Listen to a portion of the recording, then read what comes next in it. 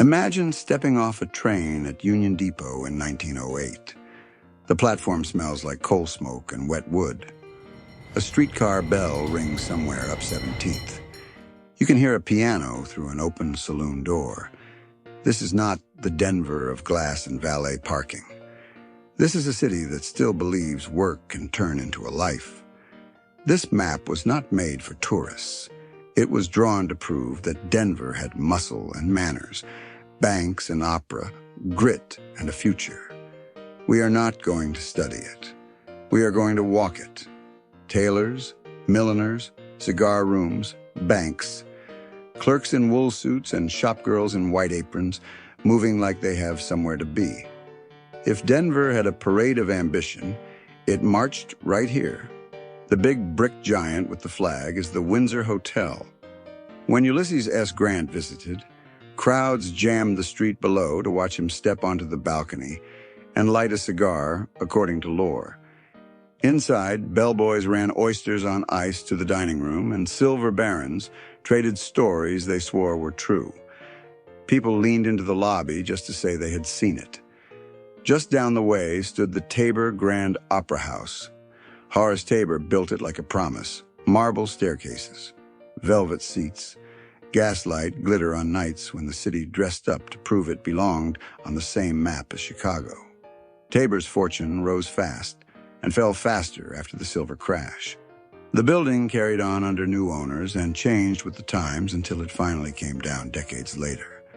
The legend of the Silver King outlived his box office. Imagine opening night, men brushing ash from their sleeves, women pinning gloves and whispering about who was sitting where. A city that had been a camp not long before, now clapping for arias like it had been doing it forever. If you had stopped here at dusk, you would have smelled cigars and bread, saddle soap and perfume. A banker could shake hands with a cattle buyer and swear the future into existence. That was the point of these blocks, to show the world that Denver could act like a capital even before it was finished being born. Step off 16th and the Polish thins. Blake Street, Market Street. Long buildings with rows of windows. Those are boarding houses full of railroad men, miners between jobs, and traveling salesmen trying to sleep through the streetcars.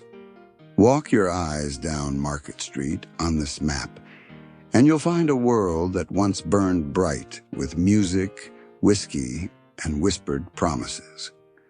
This was Denver's red light district, a city within a city, where fortunes were made at the tables and lost in a single night.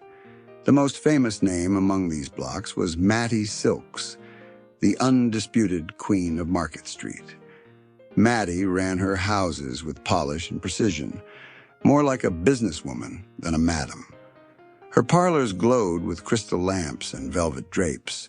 Her girls wore silks, and her guests were men of means, mine owners, cattle barons, and politicians who preferred discretion to respectability. She dressed like a society lady, kept her books balanced, and carried a pistol just in case the night turned rough.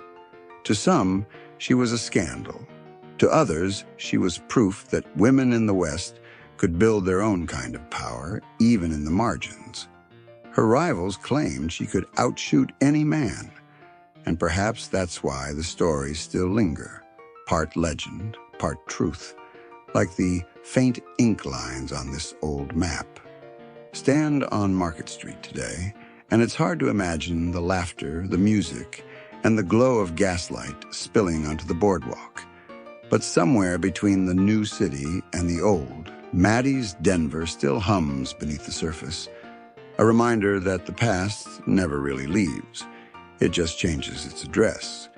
North of here was Chinatown, called Hop Alley, by people who should have known better. Chinese families ran laundries and shops and cooked for the railroads.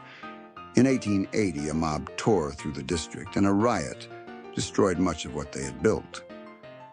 Today, there is a plaque near Blake, and 20th and a mural that tries to hold the memory. On this map, The grid still shows the streets where Cantonese was spoken over clatter from nearby saloons. Imagine the sound of two languages crossing in a doorway. Follow the river, and the roofs get lower while the smokestacks grow. Warehouses, foundries, mills, malt houses. This is where the city sweated. The Tivoli Brewery rose over the Auraria neighborhood, a brick complex that turned barley and water into a pay envelope for hundreds of families. When the country argued its way into prohibition, Tivoli survived by selling near beer and other products and later returned to brewing in another century, which tells you something about both the brand and the city. Imagine horse teams leaning into the harness while beer wagons rattled toward saloons that never seemed to close. The station that brought you here also kept the city alive. Union Station would be rebuilt with a grand head house in 1914, but in 1908, the yards were already a thicket of tracks, roundhouses, and switching moves that made visitors pull up and stare. In the years that followed, dignitaries and crowds streamed through this hall. Imagine the luggage, the uniforms, the telegrams, the promises shouted over steam. Theaters become movie houses, then rubble, then parking lots, then towers. That is not failure. That is time. But a few things do not let go. A brewery name that comes back. A station that finds new life. A story told at a bar about a woman who ran Market Street like a company. A plaque where a neighborhood once stood. And a promise to do better by that memory. The living city is not the same as the one in ink, but they can shake hands if you let them. If you'd like to keep a piece of this history close, you can find the restored 1908 bird's eye view of Denver linked below. And if you enjoy work like this, our catalog holds hundreds of beautifully restored maps from across the country, each one a window into a different time and place. Take a moment to explore, and you might discover a piece of history that feels like home. Shipping is free in the U.S., and your support helps keep these restorations alive, so we can keep bringing forgotten cities and stories back into view. I'll sound like a broken 1908 record, but please like and subscribe. It really does help. Thanks for walking the old streets with me, and for helping history stay in the conversation.